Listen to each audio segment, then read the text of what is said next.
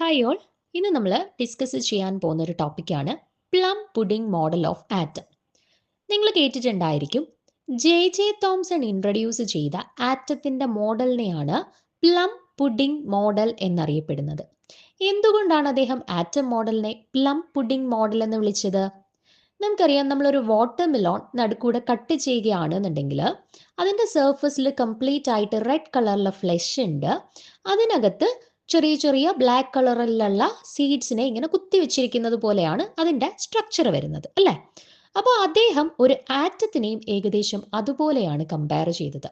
അദ്ദേഹം പറഞ്ഞു, ഒരു ആറ്റത്തിൻ്റെയും സർഫസ് കംപ്ലീറ്റ് ആയിട്ട് പോസിറ്റീവ് ചാർജ് ഡിസ്ട്രിബ്യൂട്ട് ചെയ്തിരിക്കുകയാണ്.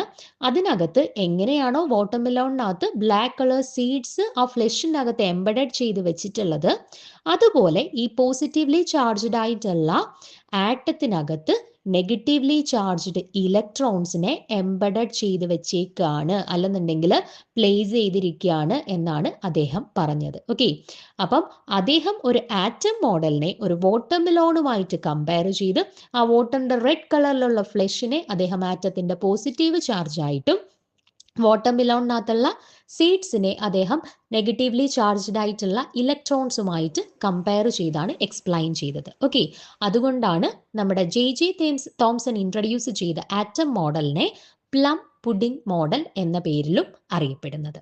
ഓക്കെ, കൺസെപ്റ്റ് ക്ലിയർ ആയെന്ന് വിശ്വസിക്കുന്നു. Thank you.